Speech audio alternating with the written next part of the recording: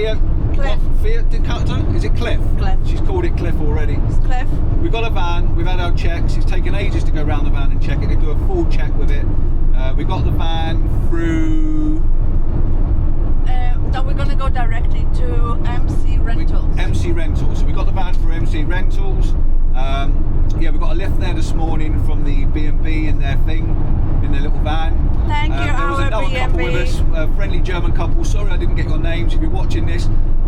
Good morning. Good morning. Nice to meet you. And they had the same problems as us, but they lost their luggage yesterday, so they had an even more of a problem.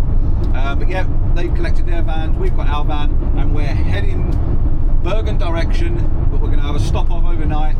I'll check in with you when we get somewhere. We can show you around the van, talk about what we've got, and just get this trip on the road. Woohoo! So we've been shopping. We've been to the supermarket. I've got no idea how much it was because I paid and Marta just ignored it. We had a basket and a couple of handfuls, and I've got no idea. How much was it? You don't want to know. I don't want to know. She doesn't know. She hasn't told me, so I'll put it on the screen how much it was. But it sounds like it's going to be a very, very expensive place to be. Norway, we know, is expensive, so yeah, we're just glad we're on the road. I've just glanced at the sat nav. Now we've had a quick stop for food and stuff. We've got a 4-hour drive, which is just absolutely ridiculous. Now, because we couldn't pick our van up 2 days ago, it does mean to say we've lost 2 days travelling, which is an absolute nightmare because we're not going to do a quarter of half the things we were going to do because of the distance. So the plan is to go as far as I can, which is, like I say, a 4-hour drive. We're going to get to our destination roughly about 5 o'clock in the evening, which means it's just settling down for the sunset really. Now I'm hoping to get up into the hills, up into the mountains, but on the route, if we do decide to find somewhere and stop and have half an hour, or we're going to have a break anyway, we've got to, so it's going to be later and later by the time we get there. But if we're going to have a stop and a break and we find somewhere even better than where we're going to get to, then we'll have to break the journey up and do maybe a 3-hour drive or a 2-hour drive or whatever it is and get there. The plan is tomorrow to get to Bergen, so I don't know where this video is going to go, what it's going to be like, but we will take you and show you some of the fjords, some of the mountains, and hopefully something pretty by the end of the day. But the time's against us. So the scenery's changed up in front of me quite considerably. I've gone from being on one of the sort of autobahn bypasses, if you like, to a normal carriageway road now where the speed limit's dropped down, and we're now driving through the countryside and the scenery's changed quite a lot.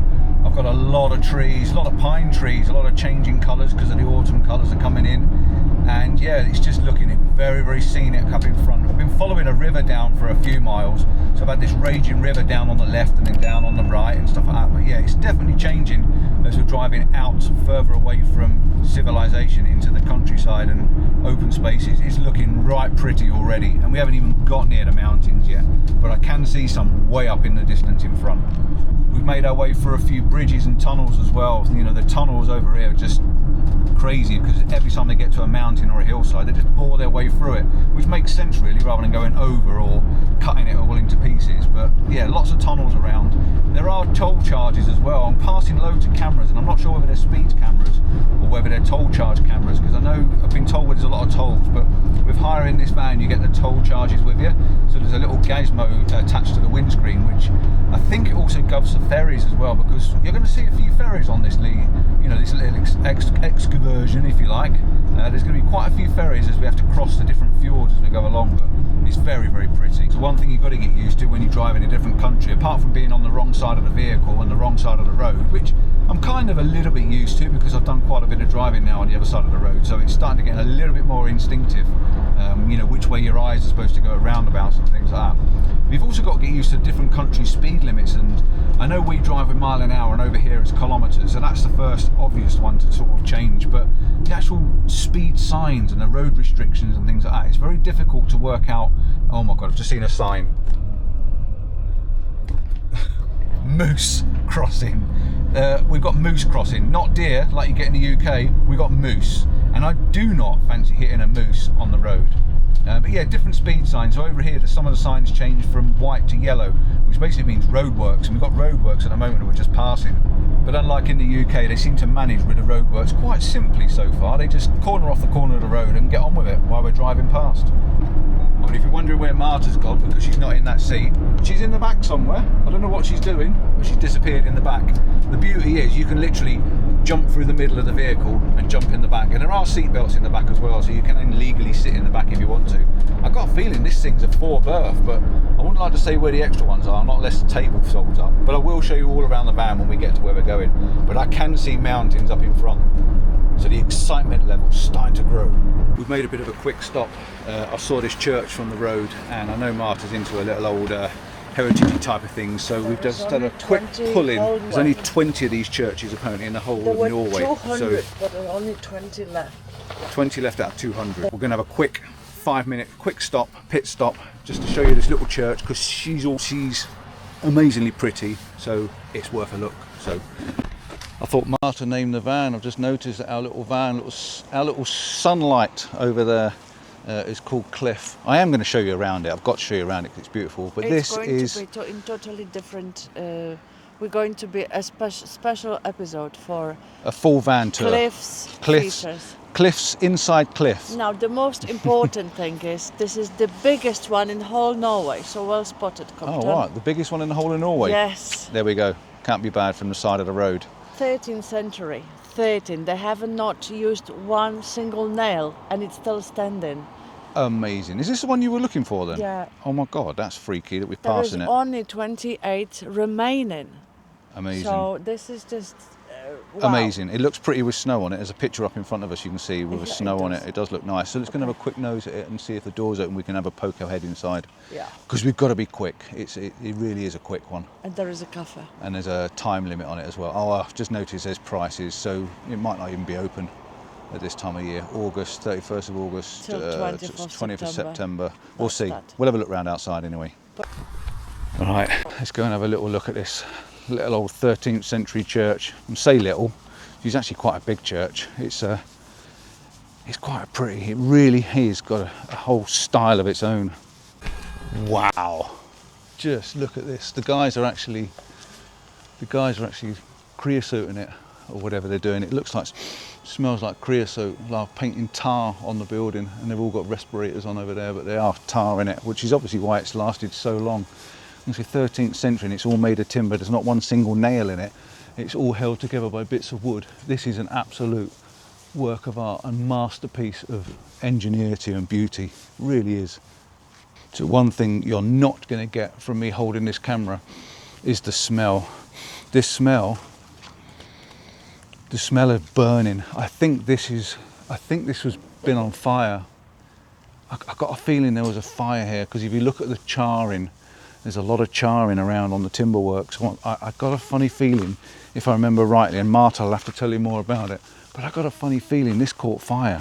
Now they must have put it out for it to still be here. But yeah, what an absolute beautiful church. Probably one of the nicest churches I've ever seen in my life.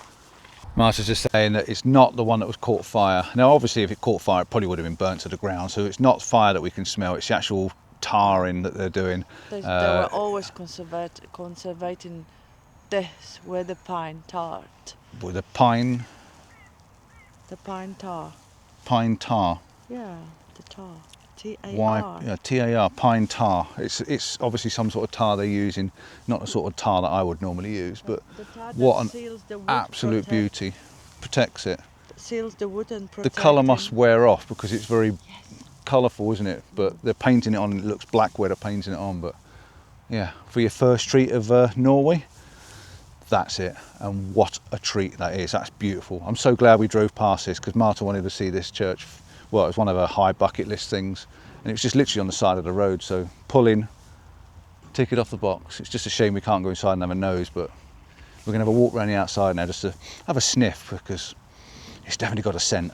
This is an absolutely gorgeous looking church. Very black on this side, very, very dark with all the tar preserve, the painting on it. And this is, you can actually see the tar. It's very wet and smells and very sticky as well. I assume maybe the colour might wear off a little bit afterwards then, but it is amazing. It just looks so gothic. And this is a bell tower, because I can see the bell inside. So you probably open up the door and give it a good ring, a ding ding. And we've got a little bit of some iron sculpture down here. I'm not sure of the history and what it's all about, but that looks like the Queen, if you ask me. And someone with a harpy thing type of thing. Something written on the wall there. We'll have a little bit of a read of that later on. And I'm quite expecting to see a little bit more buildings like that as well. That's got that very Scandinavian look to it, isn't it? That red timber frame building. It's got a right look to it. I'm sure we're going to see plenty of them while we're here. Right, I think we're going to plod on. See what other little pretties and wonders we can find as we drive along. What's you doing? Are you in your palace? I feel like in one. It feels like a palace. You know what's the biggest change ever? What? That I can sit in the back and have my own space. Don't get me wrong, but like my own space. So she can sit in the back and have her own space? But no, but then the second one, the biggest difference of all is the skylights. It's amazing how much light they bring in. We can do a full van tour and show everybody all about it. And then you've got second table, and then you've got this humongous fridge, and then you've got here heaps of stuff. She's getting excited. You can't hold her back for a review, can you? We'll do a full van tour later on. Right, we're just doing some just out fun facts for you. I just said to Marta, I said, why are the sheds built on stilts? Because I've seen lots of little sheds that are like raised up in the air, and they're sort of built on stilts. And she's done a quick Google search, and basically the reason they're up on stilts is, and I thought it was a similar thing, it's to do with moisture and rodent control. I said it's probably to stop stop rodents getting in or stop things getting in, and it is. And they're designed in such a way that they're either built on tree stumps with stone blocks above them to stop the mice and the things like that climbing inside, and also in the winters, because they get long winters over here, it stops all the moisture going into your shed. Because if you know at home, your shed's always damp on the bottom, isn't it? No matter what happens, it's always damp because the moisture runs down and the moisture runs up. So yeah, it keeps the moisture control down and it keeps the rodents out. So pretty cool, that is. Fun fact number 1. Fun fact number 2. Big waterfalls. Brown bears. Population 150. Location central Norway. Does it mean that on our hikes we need to have a brown bear protected bags? And oh my goodness, this is going to be like that all the time, isn't it? Look at this, look at that, look at this, look at that. And I cannot wait. So the road's getting a little bit more twistier now and a little bit more wiggly, which is rather quite nice. But it does mean to say I've got to keep my eyes more on the road than in the trees. And I've been watching all these sheds. I'm just absolutely fascinated by these sheds. I love these sheds.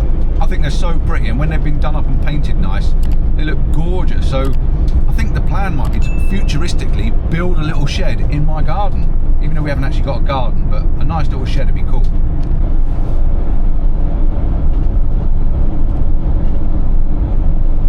So we've just come across a couple of little white metal bridges which fascinate me as well. I love little bridges and all the metal ironwork and stuff like that. And then we enter the big tunnel, and this is a big tunnel. But the speed limits are so random. The car on the dashboard is telling me 50. The sat-nav's telling me 80. The sat-nav was also bleeping at me before I come in because there's a speed camera through this tunnel. And it's probably an average. So what speed do you do? So I'm guessing that the vehicle up in front that's obviously driving in a dark tunnel with no lights on is doing about 80 kilometres, and the vehicle behind is a big lorry and he's pushing me down the road. So I'm guessing I'll stick to 80, but I do hope so and it's not 50. Wow, that was really cool. We just driven through a big opening underneath in the tunnel, all pretty colours. It looks really nice. So I'm guessing from the Faroe Islands they put the colours in the middle of the tunnels. So I'm kind of guessing that that's the middle of the tunnel. Really cool, really pretty. Norway is a home to innovation tunnel lighting, and one of them is the longest road tunnel, which was so the light in the middle promotes the awareness as well, so it kind of wakes you up. Okay. So you know when you're going in for like 10 minutes in and it's dark all the time, isn't it? This light in the middle creates awareness that something is changing, isn't it? As well as it shows you that it's in the middle. So that tunnel we were in just now was 9.2 9.2, was it? Yeah. 9.2 kilometres long. So that's officially the longest tunnel I was ever driven through. Because other than that, it was the Faroe Islands, and I think that was about 6.3 or something, 6.4. So pretty cool.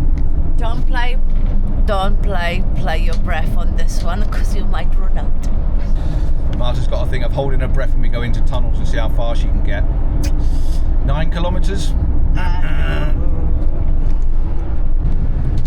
I can see mountains up in front of me, way up in distance in front of me, but bearing in mind I've still got another 1 hour and 50 minutes to drive. So I've been driving for nearly 3 hours, and I've got another near 2 hours to go. But right up in front of me I can see mountains with snow on them. Yep, you heard me correctly, snow. There is a high possibility we could be driving into some snow. That big storm that we got caught up in over the last couple of days, that could have carried some of that white stuff with it. And if it has, it's going to have dumped it in them mountains. Oh my gosh. We got another fun fact for you. Is it number 4 or number 5? We got another fun fact. I just asked Marta to check something for me because I was interested to know why. I've been driving for like 100 kilometres or more with a yellow dotted line down the middle of the road, or a solid yellow line. Now obviously I'm knowing that a dotted line and a solid line, solids normally means no overtaking, and guessing where these lines are, it's the same as it is in the UK. But why is it yellow? Why have we got a white line on the outside, you know, a white line on the outside and a yellow line on the inside? Well, fun fact is that the yellow line means it's two-way traffic. So basically a single carriageway with traffic going both directions, as in normal standard road. If you were then on a single direction road, say a dual carriageway or just a single direction road, then the line in the middle of the road will be white. How absolutely simply brilliant is that? I know that if I'm driving on a road with a dotted yellow line, there's going to be a car coming the other direction. If the line's white, all the cars are going in the same direction. Simples. We're a bit more mountainous now. We're coming up into the hills a little bit more, and we're starting to see them mountains getting closer and closer and closer to us. So the roads could start getting more exciting a little bit later on, and I'm definitely ready for a good pullover. And I'm actually looking forward to bed tonight. This van is stunning, and the bed looks so comfortable. Cannot wait. Get it down, yeah. She's drinking, and the reason she's drinking lots is we've stopped by the toilets. You bring him to people, such an entertainment. We've actually got our own toilet in the back of this. I'll give you a quick little tour. I'm going to show you a quick tour while she goes to the old Lulu. So we've got beautiful skylights which open, fantastic, even one above the bed so we can see the stars at night. Just above the bed there. So cool is that? Yeah, imagine watching the aurora through there. That would be so cool. We've got windows obviously around here. This is our head up this end. This is our bed that's ready made. So all our suitcases underneath. We've got a beautiful cooker here, look. Cooker and sink, fantastic, which rattles quite a bit. I think the screws need tightening up. We've got loads and loads of cupboard space everywhere.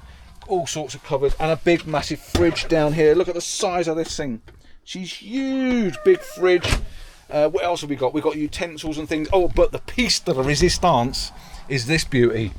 Look at this. We've got our own toilet, sink, and a shower. That turns into a shower.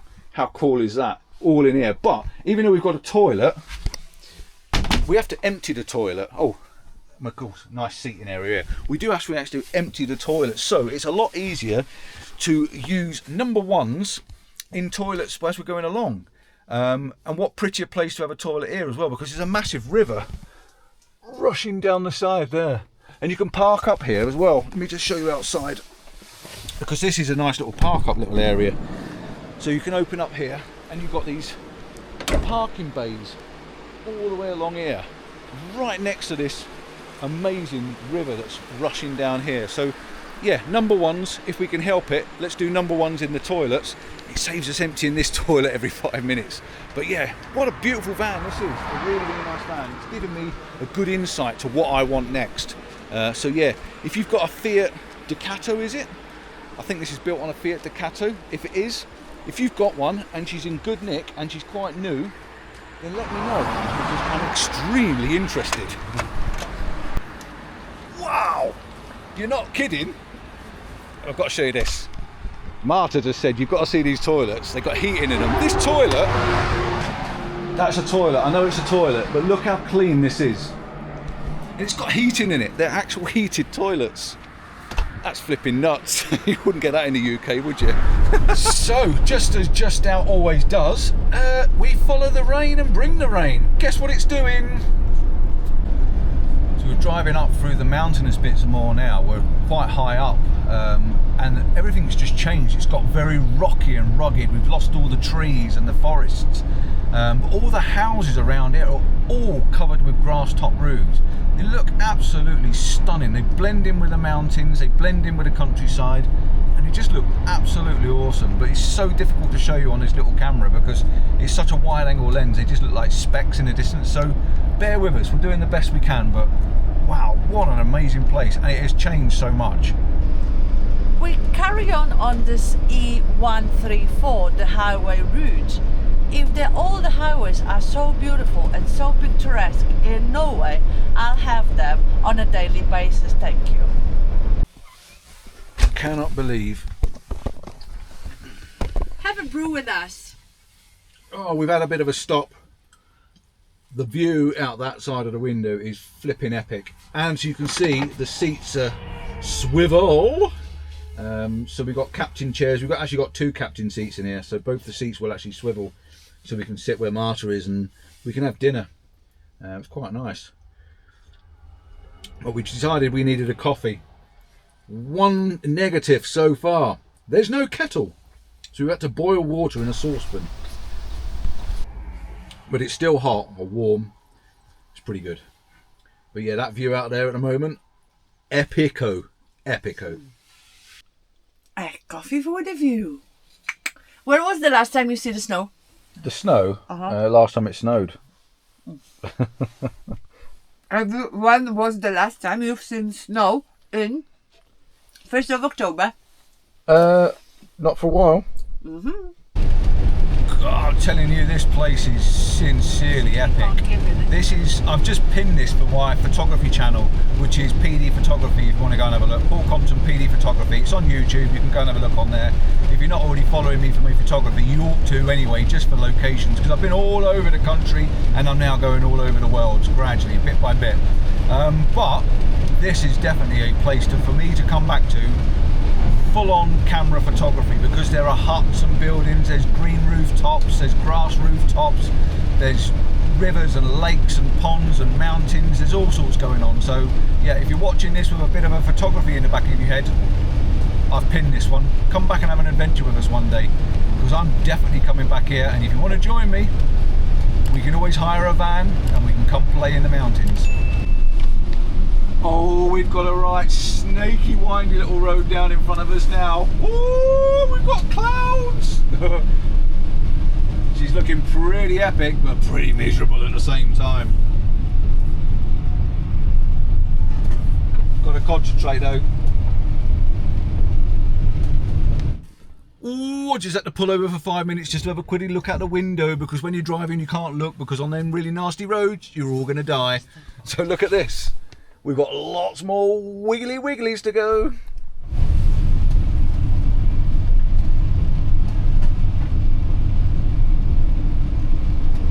Oh, we got tunnel with windows. Can't beat a good tunnel with windows. The weather's getting really horrible now. It's just yuck. So I'm thinking, instead of going up into the mountains, so we're going to get stuck on some muggy cloud base, I think we're going to drive to a lower location for the night. We might just have enough light to show you where we're going to stop, but if not, we'll catch up with you in the morning and show you in the morning. But yeah, slight change of destination I feel, but my god, there's some big waterfalls up in front of us in the hills. You can't see them, they're too far for you, but hey ho. I'm not kidding you, these roads are proper switchy back ones, but they're big switchy back ones, but epic all the same. I just wish I could see the view.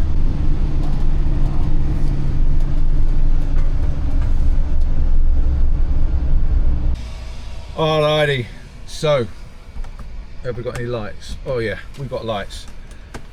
We are here. We are at our final destination for the night, I think. It's starting to get dark very, very quickly, and we are enclosed next to the trees. We are actually in a bit of a valley, but my God, is it a location. Next to me is two massive, huge waterfalls, and up the road there's another enormous waterfall. So we're stopping here for the night. We're not alone. There's a couple of vans next to us, so we aren't alone tonight. We are definitely in company. But I'm going to end the video now. I'm going to show you the waterfalls tomorrow. It's the cliffhanger, so you're going to have to hang around and see what is happening in the next episode. Thank you for watching. I hope you've enjoyed the trip down here. It's been pretty epic. It's been such a long drive. It was like nearly 300 kilometers plus something, over 5 hours driving. It's just insane. I'm quite tired. It's early. It's only, well, I say it's early. It's 5 to 7. By the time we've had some soup and stuff from dinner, it's going to be bedtime. It's like I say, it's going to go dark very, very quick. So that's it. Done. Ciao for now. See you soon. And you're going to have to join us for tomorrow's episode in the next one. Oh, she's going to be... You want to see that. I'm not going to show you. It's massive. You're going to want to see it. You're going to want to see it. So, anything to say? Have you enjoyed the journey? The journey was long, and it was frustrating because there was so many places to see on the way in, isn't it? And So we many. we couldn't stop, and we're like, oh no, let's carry on for this. So you've got to stay, and what? Stay, not stay. Liking, subscribing, thumbs up in, and commenting. That's what you got to do. We cannot wait to read all your comments. See you soon. Bye. Take care. A little tiny one, and a little tiny one.